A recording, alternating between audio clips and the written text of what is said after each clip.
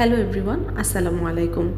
কিভাবে বাগানবিলাসের কাটিং থেকে চারা করবেন শেয়ার করছি আপনাদের সাথে। প্রথম ধাপ, ডাল নির্বাচন। 15 থেকে 20 সেন্টিমিটার লম্বা অথবা 6 থেকে 8 ইঞ্চি একটি ডাল 4-5টি পাতা সহ সংগ্রহ করুন। দ্বিতীয় ধাপ, কাটিং প্রস্তুতকরণ। নিচের পাতাগুলো ছেঁটে ফেলুন।